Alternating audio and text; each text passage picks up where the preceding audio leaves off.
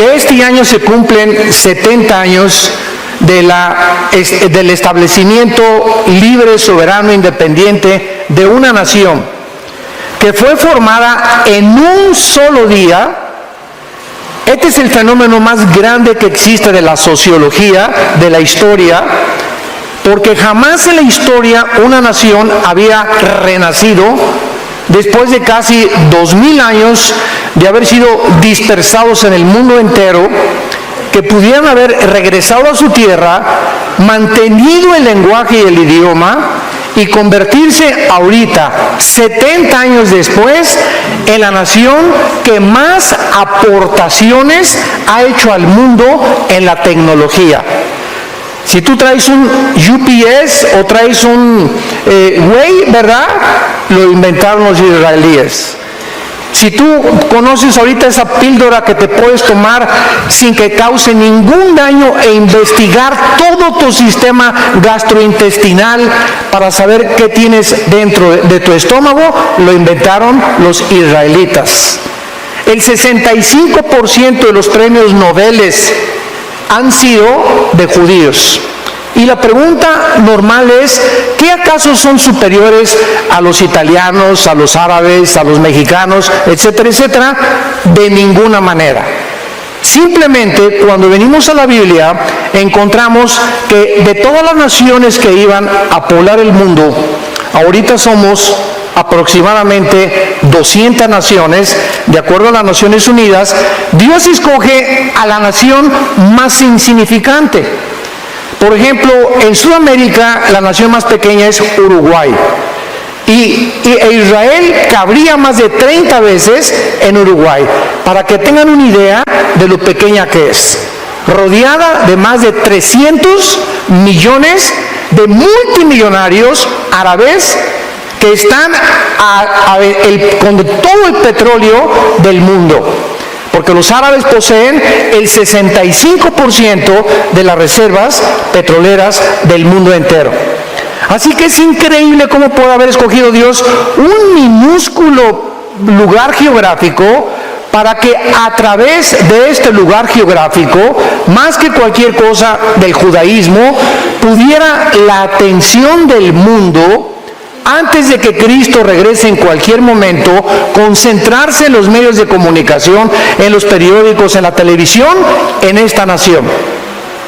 Es increíble que hace algunos meses el presidente de Estados Unidos determinó que la embajada que tiene Estados Unidos en Tel Aviv sea movida a Jerusalén. ¿Por qué? Porque Israel es la única nación en el mundo que no se le ha permitido tener las embajadas en su mera capital y en su ciudad. Entonces, hay un fenómeno impresionante moviéndose, y ahora el 14 de mayo próximo, el mes que entra, un mes y medio que entra, se van a cumplir 70 años del establecimiento de la nación de Israel. Y hace 2000 años Jesucristo dijo estas palabras en Mateo 24, 32 al 35, como la señal más grande de todas las que hay para saber en qué tiempo de la historia nos encontramos. Y dice así: de la higuera aprendan la parábola. Cuando ya su rama está tierna y brotan las hojas, sabéis que el verano está cerca.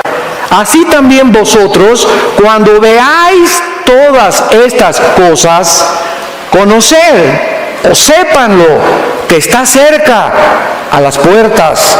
De cierto les digo, no pasará esta generación hasta que todo esto acontezca. El cielo y la tierra pasarán, pero mis palabras no pasarán. Es interesante, vamos a regresar a Mateo 24, los primeros versículos, donde le hicieron 3 preguntas los judíos a Jesucristo, porque siempre el ser humano ha estado interesado, somos curiosos por naturaleza, por eso hay brujería, sesiones espiritistas, astrología, siempre queremos saber, ¿verdad?, qué va a pasar, con quién me voy a casar, si me puedo comunicar con el espíritu de Cuauhtémoc, con mi mamá que se murió. Estamos tratando de penetrar la dimensión espiritual de alguna forma, estamos interesados, cualquier noticia del futuro nos comienza a perturbar, etcétera, etcétera, porque quisiéramos saber el futuro de alguna forma, por la curiosidad. Pero muchos de ustedes, si conocieran el futuro realmente, bíblicamente, yo les aseguro que no les gustaría conocerlo. Porque muchos de ustedes viven todavía en pecado, muchos de ustedes han rechazado la luz, han rechazado a Dios en sus vidas, lo has sacado de la ecuación, y sabes una cosa, que tu futuro no va a ser nada agradable. Porque Jesucristo estableció claramente que no hay purgatorio, no hay transmigración de las almas, no hay reencarnación. El día que muramos, no hay más que dos lugares a donde tú pasarás y yo también la eternidad: en la presencia de Jesús o en el infierno. No hay ningún otro lugar intermedio. No hay más que el lugar de las recompensas y el lugar del castigo eterno. Hace algún tiempo una viejita me dijo: es que yo no creo que Dios vaya a mandar a nadie al infierno. Dios es bueno y misericordioso. Y yo le contesté a esta viejita: amén, amén. Dios no va a mandar a nadie al infierno, ellos se van a ir solitos. De tal manera amó Dios al mundo que ha dado a su Hijo unigénito, para que cualquiera de ustedes no se pierda, mas tenga la vida eterna. Entonces tú tienes esta vida como un agente moral responsable de tus acciones, de tus pensamientos y de tus palabras. Algún día le vas a dar cuentas a Dios. No quieras creer o no lo quieras creer, te puedas burlar, puedas ir comiendo chicle, puedas salir por esa puerta hoy como entraste, pero recuerda que Dios te da la oportunidad para muchos hoy de arreglar tus cuentas con Dios y tratar de poder establecer el destino eterno donde pasarás la eternidad. En Mateo 24, versículo 3, estando sentado Jesús en el monte de los Olivos, los discípulos se le acercaron aparte diciendo: dinos, número 1, ¿cuándo serán estas cosas? 2, ¿qué señal habrá de tu venida? Y 3, y del fin del siglo.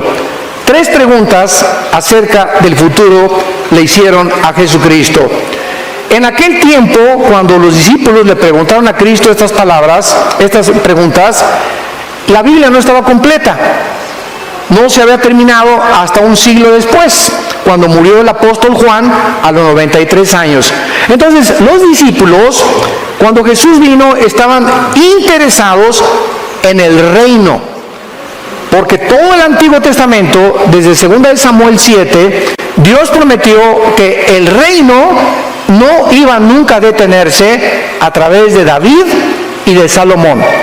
Entonces, cuando Jesús viene y comienza Él a manifestar señales milagrosas, los discípulos creyeron que era el reino que estaba profetizado en el Antiguo Testamento.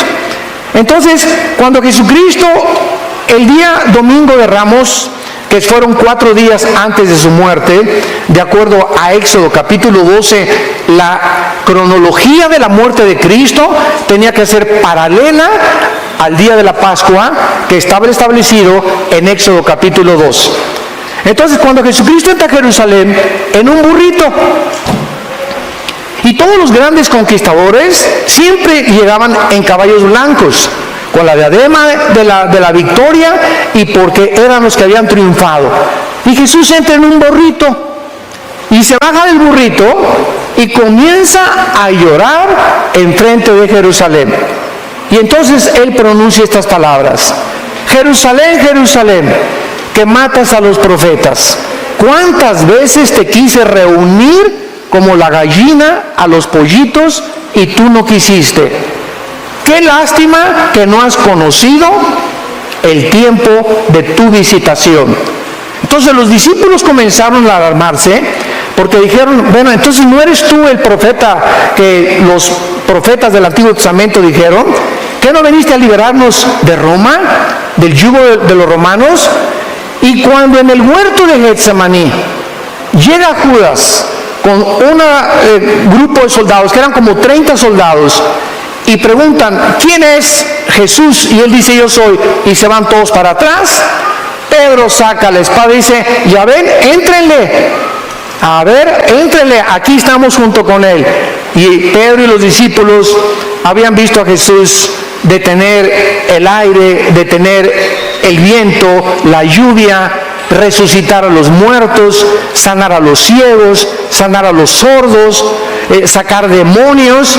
Y de repente ese héroe que habían comenzado a adorar y a servir, pone sus manos así para que los romanos lo esposen y se lo lleven como un cordero directo al matadero. Todos los discípulos comienzan a preguntarse, no entendemos qué está pasando, eso no es esta persona. Y cuando comienzan a crucificarlo, todos los discípulos se esconden, menos María Magdalena, María, la madre de Jesucristo, y el apóstol Juan, que son los únicos que permanecieron en la cruz. No es hasta que Cristo resucita a los 3 días que se les comienza a aparecer, 1 Corintios 15, a más de 500 personas. Y comienzan los discípulos a entender, porque Cristo les dice, es que no oyeron ustedes lo que los salmos y los profetas hablaron de mí. ¿No leyeron Isaías 53 que el Salvador primero tenía que morir y después reinar? Se equivocaron en que ellos creyeron que primero tenía que reinar y después morir. Y era al revés. El Salvador tenía primero que morir y después recibir la corona. Entonces Jesucristo les contesta estas preguntas y no es el orden cronológico en que las contesta en el versículo 4 en adelante de Mateo 24.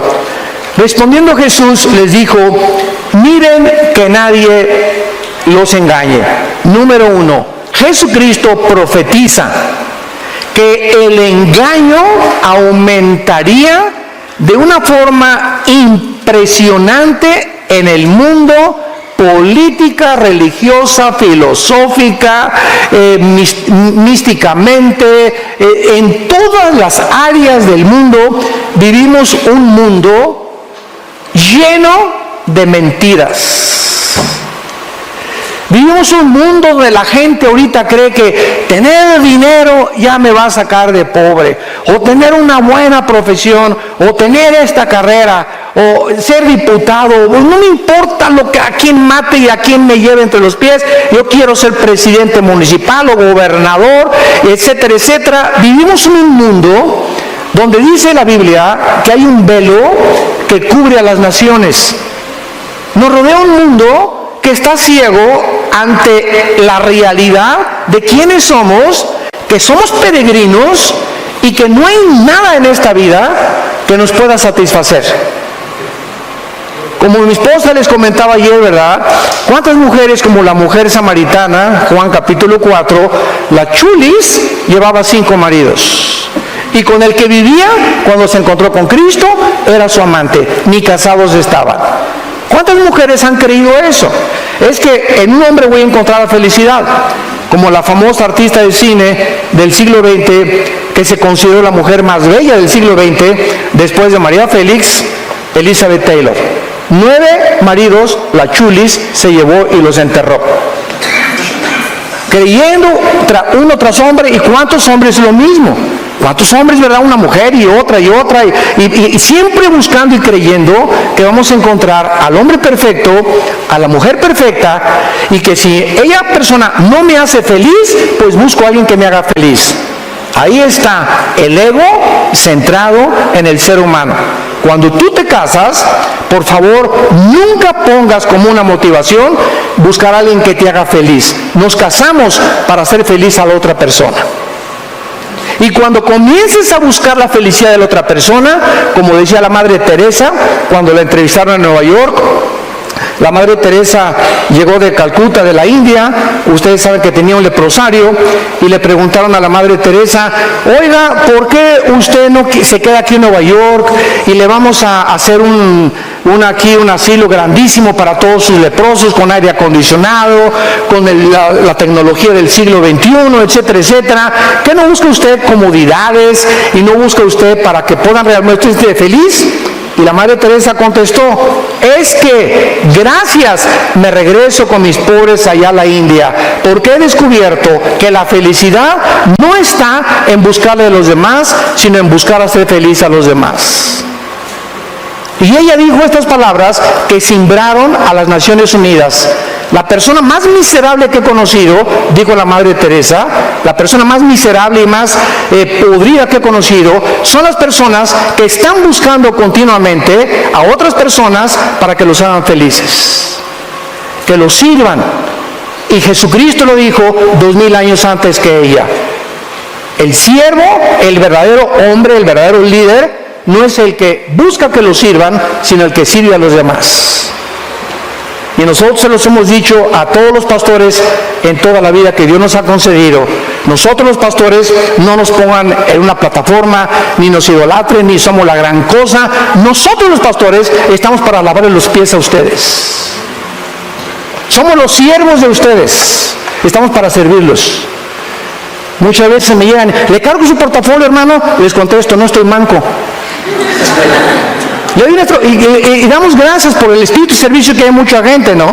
Pero es que nosotros tenemos que dar el ejemplo del servicio. Nosotros somos los que estamos siguiendo a Jesús para servir a los demás. Y no convertirnos en la primadona, ¿verdad? Con 3 o 4 guardaespaldas y a ver, y esto y el otro, ya no saludan a la gente, ni mucho menos. Y no es esa la forma en la que el cristiano debe de manifestar la verdadera humildad y la mansedumbre que Jesucristo nos enseñó. Entonces, este engaño está ahorita cubriendo el mundo entero. Y vean ustedes en las elecciones políticas, vean ustedes en las religiones ahorita, ¿quién es el mejor candidato? Y no estamos hablando solo de México, En Estados Unidos vean lo que pasó en Guatemala, lo que pasó en Sudamérica, lo que está pasando en Europa, en España, en Grecia, en el Medio Oriente. Estamos buscando un hombre, un Mesías, donde poner toda la esperanza en él o en ese partido para que pueda sacar al país de donde nos encontramos. Y la Biblia dice en Jeremías 17, maldito el hombre que confía en el hombre. Cuídate de no poner tu esperanza en ningún ser humano, porque todos somos imperfectos. No hay un sistema de gobierno perfecto. Como decía Winston Churchill, la democracia está entre los mejorcitos, pero ni la democracia es el mejor sistema de gobierno, como la historia lo ha demostrado. Entonces, cuidémonos de estar poniendo nuestras esperanzas en nadie más que en el Hijo de Dios. Él es nuestra esperanza, Él resucitó de los muertos, en Él está nuestra confianza. Hoy en la mañana el desayuno lo compartí yo con algunos hermanos en el hotel, y yo les decía, ¿verdad? Mira, no oremos por este partido aquí en México, en julio son las elecciones. Simplemente los cristianos no nos peleemos por qué partido somos. Nada más falta que nos agarremos del chongo por eso. No vale la pena. Mejor oremos y le digamos a Dios Padre Santo, no nos interesa a nosotros qué partido gana, nos interesa que el partido que gane nos siga dando libertad para predicar tu palabra. Eso es lo que debemos orar. El que gane no es el Salvador. El que gane no va a ser el mejor tampoco. Simplemente nos interesa que esta libertad que hasta ahorita hemos mantenido en México, la podamos seguir teniendo, no importa con el partido que gane. Porque es lo que nos interesa, ganar las almas. Jesucristo a continuación les dijo, vendrán muchos en mi nombre, a muchos se engañarán. Y en el versículo 6 al versículo 8, Cristo dijo, ya como la señal de los últimos tiempos, oiréis de guerras y rumores de guerras. Miren que no se turben, porque es necesario que todo esto acontezca, pero aún no es el fin. Nos detenemos aquí. De acuerdo al Instituto para la Investigación de la Paz, en Suecia, Estocolmo, de los 6,000 años aproximados de historia que tenemos, han habido solamente 25 años de paz. En 6,000 años de historia, desde Adán hasta nuestros días, no estoy hablando de la edad de la Tierra. La Tierra tiene aproximadamente entre 13 y 15 billones de años de antigüedad. Pero el ser humano tiene aproximadamente 6,000 años de historia de poblar este mundo. En otras palabras, la historia de nosotros son guerras. Guerras tras guerras tras guerras, revoluciones, golpes de Estado, divorcios, padres contra hijos, si no hay guerras, los hijos contra los padres, contra el vecino. Siempre ha habido esta fricción entre nosotros los seres humanos. No hemos podido vivir en paz en 6,000 años de historia. Entonces Cristo, cuando dice, oirán de guerras y rumores de guerras, pues decimos, bueno, siempre ha habido guerras. ¿Cómo puedo hacer esta una señal? El versículo 7 lo aclara. Porque se levantará, aquí ya nos despeja la incógnita, nación contra nación, reino contra reino, y habrá pestes, hambres y terremotos en diferentes lugares. Nunca a través de toda la historia y de todas las guerras que han habido hasta 1914 del siglo pasado, pudimos ver la Primera Guerra Mundial. Hasta 1914 se juntó nación contra nación, reino contra reino. Siempre ha habido guerras, una nación contra otra, los asirios, los egipcios, los babilonios, los medos persas, que ahora es Irán, los griegos, los romanos. Siempre ha habido guerras. La guerra, esta simplemente el año pasado, el siglo pasado, la guerra del Golfo Pérsico, que sacaron a Kuwait en 1990, la guerra de 1973 contra Israel, la guerra de los 6 días en 1967, y así tenemos todo el siglo XX, ¿verdad?, después de las guerras mundiales, con rumores de guerras. Y ahorita nos encontramos, hoy en la mañana estaba viendo yo el CNN, las noticias, pues ya Irán amenazó a Israel que lo quiere bombardear, Trump no sabe si ir al Medio Oriente, va a mandar al vicepresidente porque hay una amenaza de una explosión nuclear, y ahorita se están conociendo las intenciones de tu padrino Kim Jong. Ya sabes quién es, ¿verdad? El jefe de Corea del Norte. Es el tercero de su generación de una familia de desequilibrados mentales. Es un muchacho de 33 años que de alguna forma todos dicen, oye, ¿los viste que chocaron la mano Kim Jong con el presidente de Corea del Sur y ya no va a haber guerras, ya se van a desnuclearizar, ya no va a haber nada de nuclearización y van a hacer un pacto entre ellos, y todo el mundo se va con el engaño y con la finta, por el amor de Dios, Virgen del Socorro? ¿Sabes lo que está sucediendo detrás de toda esta pantomima que vemos? ¿Sabes lo que está sucediendo? ¿Por qué se militarizó la frontera con Estados Unidos por el presidente Trump y ha mandado a la Guardia Nacional? Aparentemente es que por los inmigrantes. Aparentemente es porque este señor ya no quiere mandar bombas nucleares. ¡No! Estamos ciegos. Todo es una pantomima, todo es una cortina de humo. Lo que este hombre lo que quiere hacer es lo siguiente. En Corea del Sur hay 36,000 soldados norteamericanos estacionados en Corea del Sur.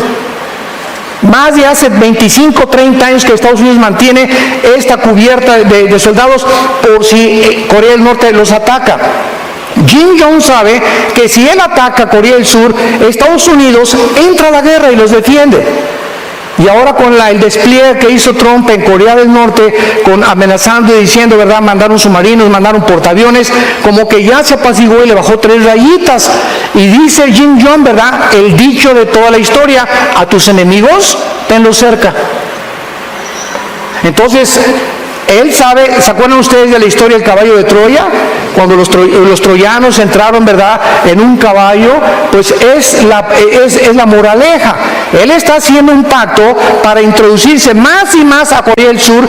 ¿Qué va a pasar ahora? Pues Estados Unidos ya no va a amenaza nuclear, comienza a sacar a los soldados norteamericanos de Corea del Sur, y eso es lo que él está esperando. Que se confíe a Estados Unidos que saquen a los soldados americanos para él entonces atacar a Corea del Sur y hacer de Corea una sola nación, que es el sueño de sus abuelos. ¿Qué está haciendo Putin? Porque ahorita en Venezuela hay una base naval rusa en Venezuela. ¿Por qué se unió Venezuela con Irán y con China y con Rusia y con Irán? ¿Por qué ahora el eje del mal está en el Medio Oriente y están teniendo como largavistas y como meta México y Sudamérica? ¿Por qué? Porque los rusos quieren entrar y quieren debilitar a Estados Unidos, pero en medio de todo este mare magnum y de todo lo que está pasando, ¿saben quién es el centro realmente del conflicto? Israel. Estados Unidos, desde 1945, que se constituyó en el poder más grande y en la supremacía política, económica y militar, ha defendido a Israel. Entonces, gracias a Dios, ¿verdad?, que hasta ahorita Israel ha sobrevivido. Es un milagro la sobrevivencia de Israel. Los árabes saben que si Estados Unidos se debilita, ¿por qué creen que fue el ataque a las Torres Gemelas? No fue contra Estados Unidos. Están comenzando a debilitar a Estados Unidos, porque si Estados Unidos decae, como ya está decayendo, y el dólar está en 18, subió la gasolina ya en Estados Unidos, ahorita es un mare magnum en la Casa Blanca, etcétera, etcétera, una bola de líos por aquí y por allá. Cuando se debilita Estados Unidos, Israel queda sola. Y de acuerdo a la profecía de Zacarías, apúntalo, capítulo 12, versículos 2 y 3, y Jerusalén se va a convertir en la manzana de la discordia del mundo, y va a ser Jerusalén la razón donde se prenda la mecha de la próxima tercera guerra mundial. Entonces todo eso está enfrente de nuestros ojos. Decía un gran hombre de Dios, Dwight Pentecost: cuando vamos a un estadio y vemos que salta el América al campo y saltan las Chivas, claro que siempre gana el América, ¿verdad? Bueno, no nos peleemos por eso. Cuando saltan los dos equipos, sabemos que el partido va a comenzar. O el Barcelona y el Real Madrid, aunque siempre gana el Barcelona también. Bueno, cuando saltan los jugadores, sabemos que el partido va a comenzar. Entonces dijo este Pentecoste, este hombre de Dios, este teólogo del Seminario Teológico de Dallas, que cuando veamos a los protagonistas que este libro, que se llama la Biblia, nos menciona que ocuparían el protagonismo y los encabezados del mundo, como son Rusia, Irán, Turquía, que se acaba hace 2 semanas de unir a Rusia y a Irán para hacer un triunvirato con las naciones musulmanas, sabemos que el partido va a comenzar. O sea, los jugadores, los protagonistas, las naciones que hace 2500 años los profetas hebreos profetizaron que tomarían participación en la última guerra del mundo, ya están delante de nosotros. Y Jesús nos lo dijo para que cuando suceda no se espanten, para que se preparen, para que levanten erguid vuestras cabezas, para que tomemos en serio a Dios, que estamos más cerca de lo que nos imaginamos y que el tiempo se nos acabó. Es hora de ganar las almas, es hora de santificarte, es hora de serle fiel a tu esposa, de serle fiel a tu esposo, es hora de que entendamos que el tesoro más grande que Dios nos ha dado es la familia. Es la familia, el tesoro más grande que Dios nos ha dado. Y las familias somos el centro y la base de la sociedad. Es hora ya de dejar de jugar a Dios y al cristiano. Es hora que tomes en cuenta a Dios y que te pongas serio con Dios. Y que seas un estudiante de la Biblia, un discípulo de Jesucristo. Y que verdaderamente podamos entender que sin santidad nadie verá a Dios. Ahora bien, en Mateo 24, que acabamos de leer, después de todas estas señales, pestes, hambres, terremotos, de acuerdo al Instituto de Sismología en Boulder, Colorado, siempre ha habido terremotos, siempre ha habido huracanes, siempre ha habido tornados, siempre ha habido tsunamis, pero no desde 1976. Hace 35 o 40 años que están, y más en el siglo XXI, nunca había habido tantos ataques de la naturaleza contra nosotros. Parece que vivimos un mundo donde la naturaleza se ha vuelto nuestro enemigo. Lo voy a explicar por qué. Esto es bíblico también. Nunca ha habido los tornados que ahorita hay, nunca han convergido incendios, inundaciones, terremotos, tornados, tsunamis, como en los últimos 25 años. Jamás ha habido el grado 8.5 como el que hubo en Chile hace poco, que casi mueve el eje de la Tierra, que tiene 23 grados de inclinación sobre su eje, la Tierra, que es una inclinación 23 grados y medio perfecta. La Tierra no puede moverse un grado, un menos o más, porque entonces se congelarían los polos, la vida no podría existir.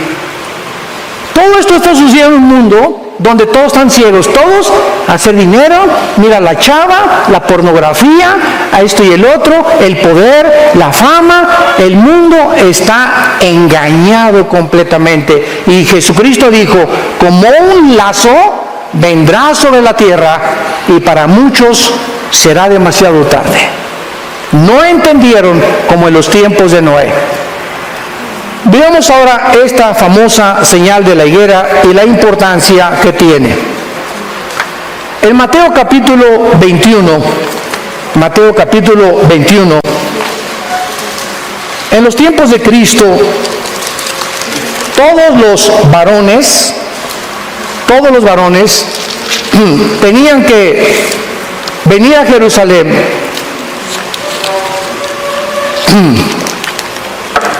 Tenía que venir a Jerusalén 3 veces al año a la fiesta de la Pascua y a celebrar las fiestas de Israel. Y todos venían a través de Jericó. Y en el camino, cuando venían los peregrinos hacia Jerusalén, había una higuera muy famosa. Ya saben ustedes que la higuera es la que produce higos. Y Jesucristo y los discípulos habían pasado por esa higuera durante mucho tiempo también. Pero la última vez que Jesucristo comienza a entrar ya a Jerusalén para el Domingo de Ramos y que fuera crucificado 4 días después del domingo, o sea, Cristo no murió el viernes, porque si murió el viernes, ¿cómo iba a estar 3 días y 3 noches? Hubiera resucitado el lunes. Es inconcebible que se haya enseñado, y los que enseñan que murió el viernes, dicen que porque al otro día era día de reposo, porque no conocen que los judíos tenían una semana de reposo, tenían años de reposo y tenían el jubileo de cada 50 años celebrar la libertad de todos los que tenían deudas. Entonces, cuando no entendemos la idiosincrasia y la geopolítica del Medio Oriente y las costumbres del Medio Oriente, no podemos comprender muchas cosas de la Biblia. Entonces la Iglesia Romana, el Vaticano, estableció que el viernes murió Cristo cuando ni siquiera eso dice la Biblia. La Biblia dice claramente en Éxodo 12 que era los 4 días del Domingo de Ramos, o sea, el jueves. Muy bien.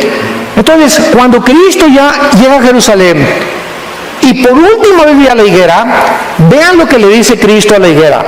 Mateo 21, versículo 18. Y dice así: por la mañana, volviendo a la ciudad, o sea, a Jerusalén, tuvo hambre. Y viendo una higuera cerca del camino, vino a ella y no halló nada en ella, sino solamente hojas, y le dijo: nunca jamás nazca de ti fruto. Y luego se secó la higuera. Viendo esto, los discípulos decían maravillados: ¿cómo es que se secó enseguida la higuera? Ya Cristo le responde: de cierto les digo que si tuvieran fe y no dudares, le diría no solamente a la higuera, sino al monte: quítate y echa al mar, y será hecho, y lo que pidan en oración creyendo lo van a recibir. Muy bien. La higuera, tanto en el Antiguo como en el Nuevo Testamento, representa a Israel. La higuera es el árbol que representa a Israel. Cuando Jesús quiso comenzar a ilustrar las parábolas, ¿qué usó? Semillas, que es la palabra; la tierra, que es el corazón del hombre; los árboles, que son los seres humanos, usó los ejemplos de la naturaleza para que hasta un granjero y la persona menos culta pudiera entender el lenguaje, teniendo a Cristo, de lo que él quería decir acerca de las verdades escondidas en lenguaje humano que se encuentran en el cielo. Entonces, Israel es la higuera, como lo vamos a ver. Y cuando Jesucristo llega a Jerusalén, así como la higuera no daba fruto, no era la higuera la que Dios quería maldecir, era una profecía que Dios estaba esperando fruto en Israel. A los suyos vino y los suyos le rechazaron. Entonces, como llegó y buscó fruto en Israel, Israel quedó bajo una maldición.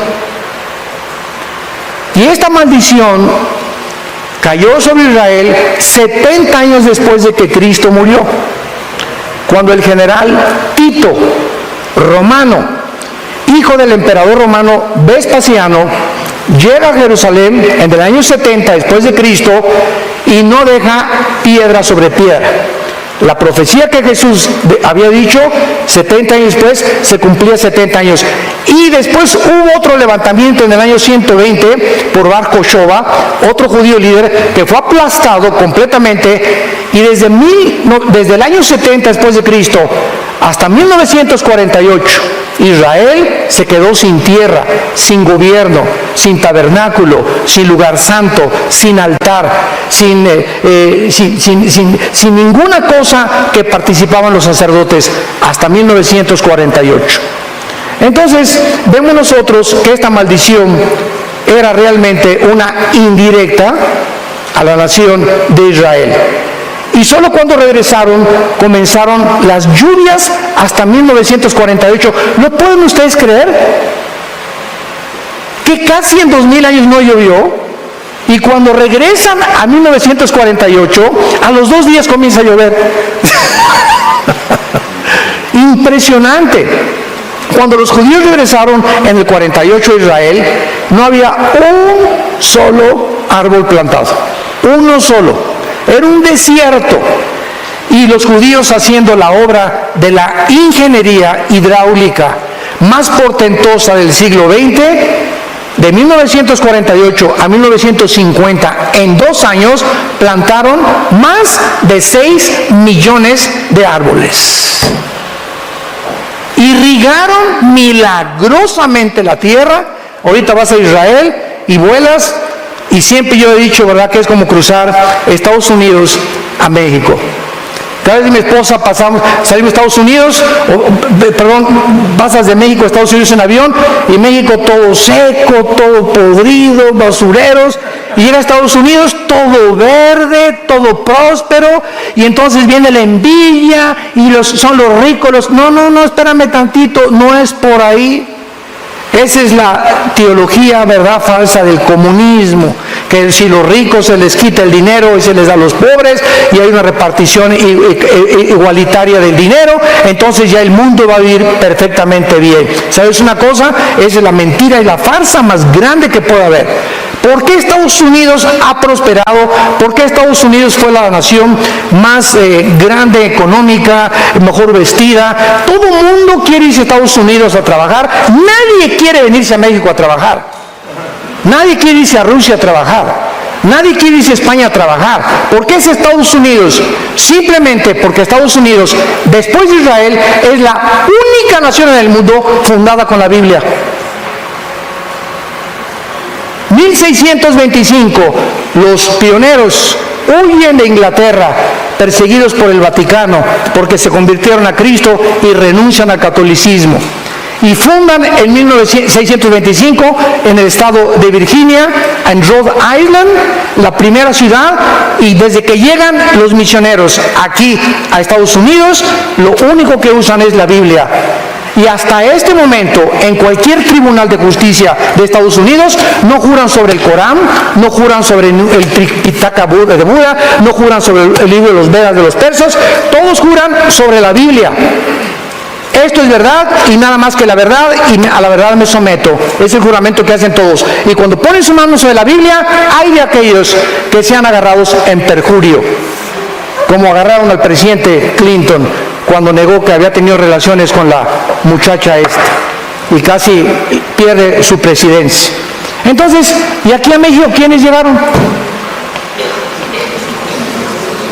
Virgen de todas las vírgenes.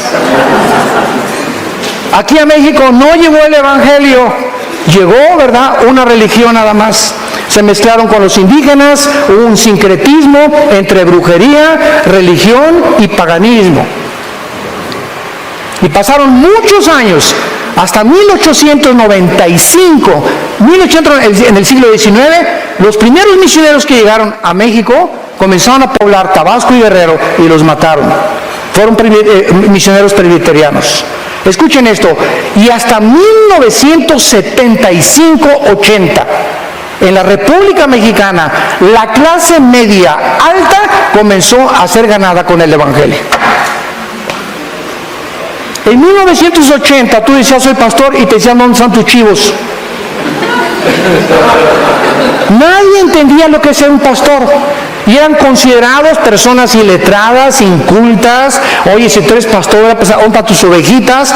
Y tú a Estados Unidos y un pastor es mejor que un ingeniero, mejor que un abogado, mejor que un licenciado, por el crédito que tienen, por la personalidad que manifiestan ellos y por el respeto que la gente les tiene. ¿Por qué? Porque después de casi 300 años, 50 años que nos llevan en cultura y en todo, estamos atrasados aquí en Latinoamérica, más de 400 años, en todos los aspectos. Y ahí nace la envidia, porque es lógico. Toda excelencia de obras, toda nación que prospere es la envidia de los demás. Cómprate un carro nuevo y te van a envidiar tus vecinos. Vístete china poblana y la que baila jarabe tapatío te va a envidiar también. Destaca o triunfa en la vida y tendrás un cúmulo de envidiosos que comiencen a hablar mal de ti. ¿Por qué? Porque no soportamos que alguien sea mejor y que alcance el éxito mejor que nosotros. Hay algo que me puso los pelos de punta hace poco cuando vi un artículo de las famosas que se consideran las muchachas más bellas del mundo, de Victoria's Secret, que es una marca para ropa de mujer. Y entonces sacaron la vida de ellas en la privacidad. Y los reporteros dijeron que es impresionante que entre estas muchachas, que son como 8 o 10, las que escogen supuestamente con las mejores caras y los mejores cuerpos del mundo, entre ellas se odian con odio jarocho. Es una envidia entre ellas mismas, quién es la más bonita. Y yo soy más bonita que tú, y hasta le quiso poner algo en el café a la otra persona para que se durmiera y no se presentara al concurso. De la envidia que tienen entre ellas mismas, entre los artistas, entre los deportistas. ¿Cuántos odian al pobre de Messi, que es un jugador que se iba a quedar enano, que tiene autismo en 2º grado? Por eso cuando Messi entra al campo, no es como Ronaldo, ¿verdad?, que aquí papucho de papuchos, llega, no se fija en el público, o sea, está completamente aislado. Así son los autistas, y él se enfoca en la pelota y durante los 90 minutos del partido no pone los ojos en nadie más que en la pelota, la sigue como si fuera en tercera dimensión, la tuviera aquí cerca. Los pases que da exactamente los da, pero a la mera bota de la persona, porque se concentra nada más en la pelota. Por eso es un mago del fútbol. Y así vemos nosotros que así hay cantidad de gente. ¿Y por qué lo odian? ¿Por qué lo critican? Por la envidia. Entonces así pasa en la vida. Tenemos que entender la naturaleza humana. Entonces vemos que Dios nos muestra claramente que esa es la razón por la cual Israel es odiado. Quiero decirle lo siguiente a cualquier historiador que nos visite: nunca desde el 48 Israel ha comenzado ninguna guerra. Siempre las guerras que ha habido contra Israel es porque se han defendido.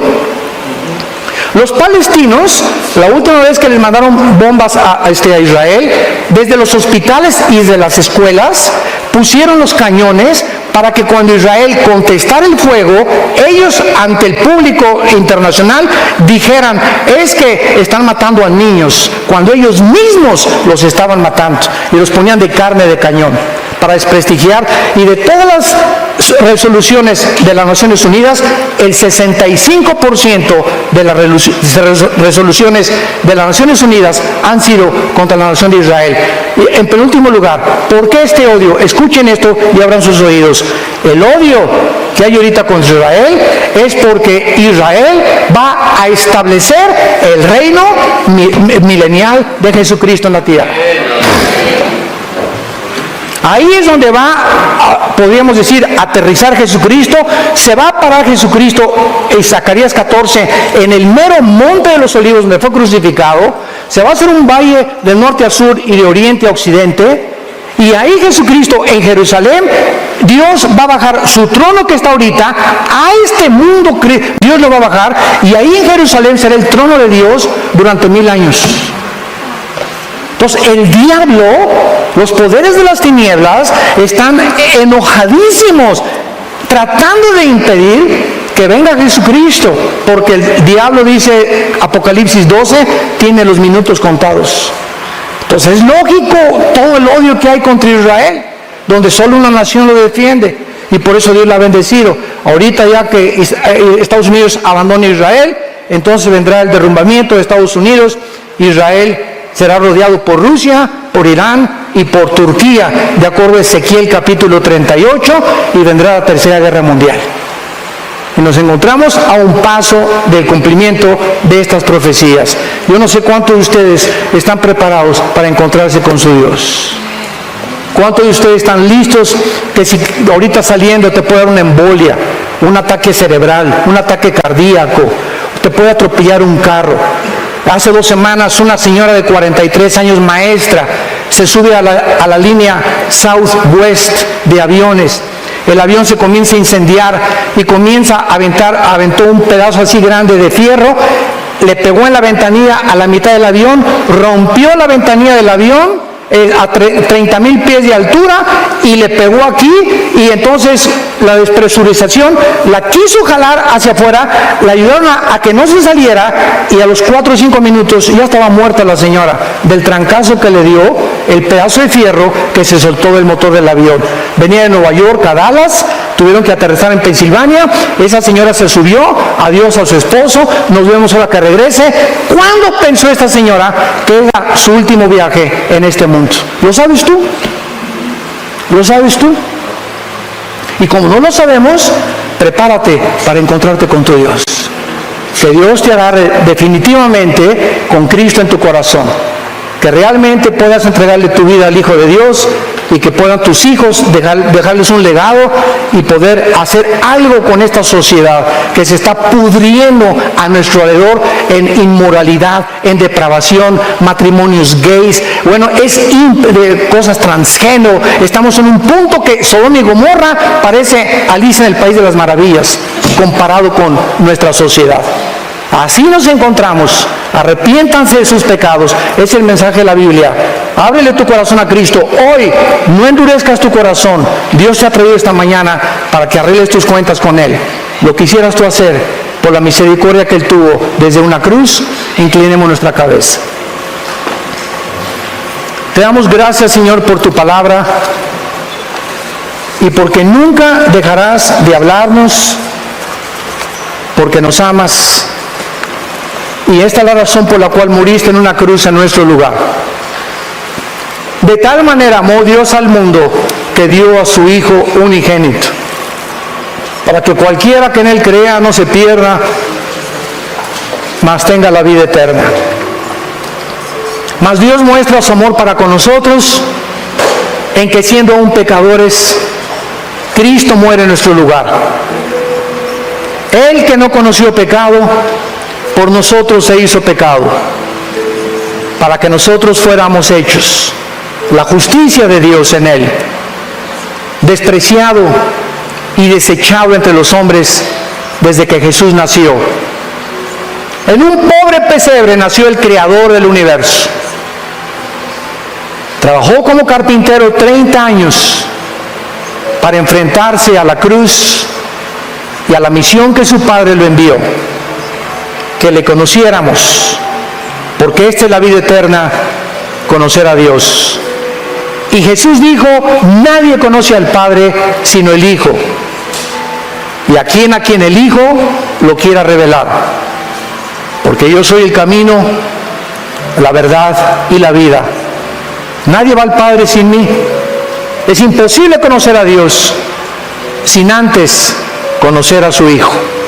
Porque es el Hijo el que ha venido a revelarnos al Padre.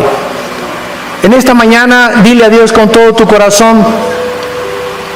Si tú sabes en tu conciencia que no lo tienes y que este mensaje ha redarguido, te ha convencido que estás mal delante de Dios, que eres un pecador, condenado. Si mueres, estás condenado, condenada eternamente en el infierno. Pero hay este mensaje glorioso, esta esperanza que la Biblia nos da. Dile, Señor mío y Dios mío, me arrepiento de mi vida. Gracias porque en esa cruz pagaste tú con tu sangre una cuenta pendiente de pecado que yo tenía contigo y que ahora comprendo que yo no la podía pagar nunca, ni con buenas obras, ni con sacrificios, ni con ninguna religión. Eres tú, Jesús, el que en mi lugar llevó el castigo que yo merecía llevar. Y como creo que a los 3 días te levantaste de los muertos, te pido que entres a mi vida en este instante como mi Señor y mi Salvador.